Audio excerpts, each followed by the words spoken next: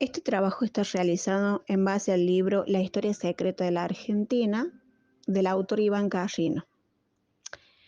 Para este trabajo realicé una extracción de los conceptos que considero más relevantes sobre la descripción que el autor realiza de la política argentina de los últimos años.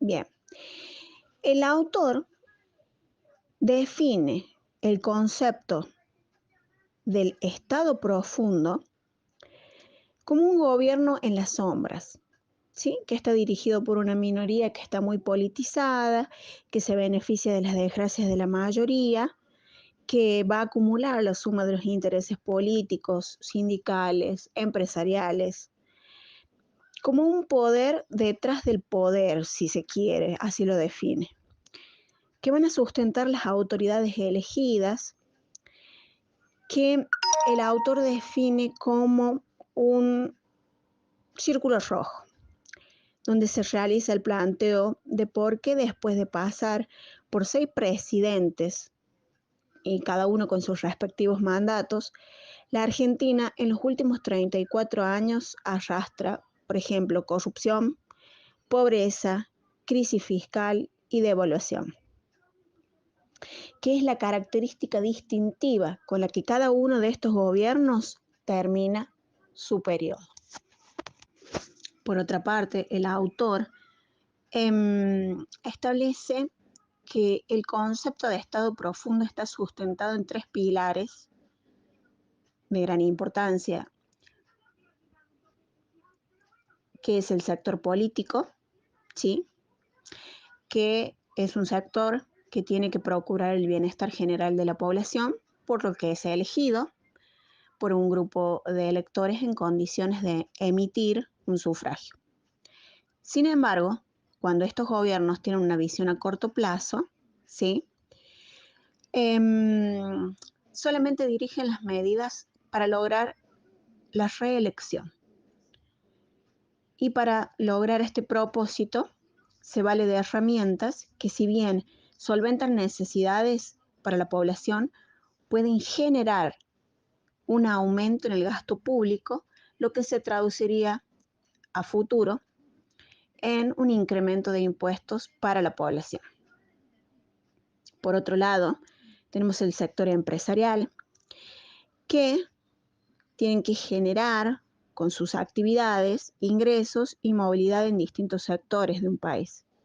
Siempre, claro está, que no intenten monopolizar sus respectivos sectores, utilizando herramientas tales como el proteccionismo, lo que devendría en un mayor aumento del índice de pobreza a nivel país.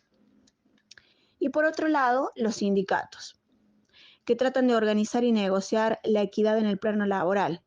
Pero si esta lucha llegara a traducirse en violencia o en coacción, por ejemplo, esto provocaría una disminución en la productividad, un entorpecimiento en los ingresos, una suspensión en las actividades y bloqueo en las ventas, lo que resultaría en una involución del desarrollo a nivel país.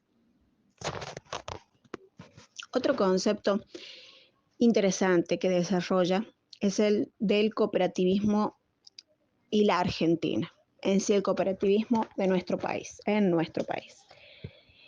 Que en parte se puede definir como una economía manejada por grandes corporaciones, ¿sí?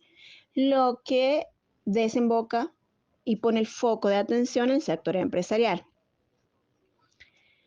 que debería ser un sector que a todas luces tiene que fomentar la economía nacional, impulsarla. Por otro lado, en cuanto al aspecto histórico que se desarrolla en la obra del Estado profundo, podemos describir un periodo liberal que está caracterizado por el progreso marcado. Es un periodo que abarca desde los años 1888 a 1914. Por este tiempo, el país era considerado uno de los principales exportadores de materia prima y en algunos casos productos también manufacturados. El liberalismo económico de la época, sí, va a estar sustentado en este momento precisamente por los recursos naturales, por el capital que estos generaban y por otro factor muy importante que fue la mano de obra extranjera, producto de la inmigración de millones de europeos, de miles, que llegaban a la Argentina en busca de un cambio de vida, un nuevo estilo y, evidentemente, en busca de progreso. Sin embargo, para el autor, luego de describir esta época, es inevitable hacerse un planteo. ¿Qué es lo que pasó?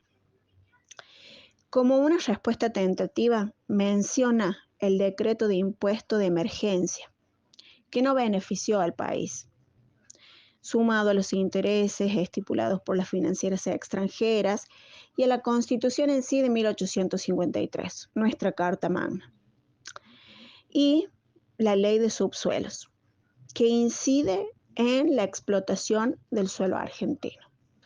Es como una tentativa a un profundo análisis y a un profundo planteo que este autor realiza. Y pasa a describir los distintos gobiernos. Se menciona el peronismo, ¿sí?, que establece un modelo particular de gobierno. Este gobierno es popular con una impronta proteccionista, más enfocado en la población. Por otro lado, el gobierno menemista, que fue el que intentó establecer con éxito un modelo neoliberal, que a posterior y por todas las medidas tomadas va a devenir en la crisis del 2001. El turno luego pasa por el gobierno del sector del kirchnerismo, que es un gobierno popular que va a estar marcado por etapas. Se definen 4, signadas por la toma de medidas, tales como el congelamiento de las tarifas de emergencia, lo que va a derivar en el incremento de gasto y el superávit fiscal, otras medidas son retenciones a las exportaciones y el cepo cambiario, a la par de la salida a la convertibilidad. Esto marca el hito de los 100 años de gobiernos del peronismo que se estableció en la República Argentina, para posteriormente, en el año 2015, hacer un cambio y establecerse un nuevo gobierno de la mano de Mauricio Macri, que intentó establecer contramedidas para que estaban tendientes a eliminar retenciones, eliminar la heterodoxia inflacionista, ajustar tarifas de servicios públicos y poner fin al cepo cambiario con el objetivo de reducir el déficit fiscal. Muchas de las medidas fueron consideradas también impopulares porque no se dio el resultado que se esperaba. Sin embargo, se retornó de vuelta al gobierno popular del sector kirchnerista, esta vez estableciendo como presidente a Alberto Fernández, que actualmente continúa su mandato. Por otro lado, y en modo de cierre, el autor establece que el ideal del país sería un modelo que tienda a la libertad, que busque una buena calidad de vida para los habitantes,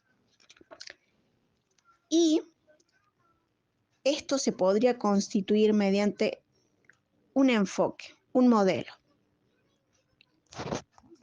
el liberalismo.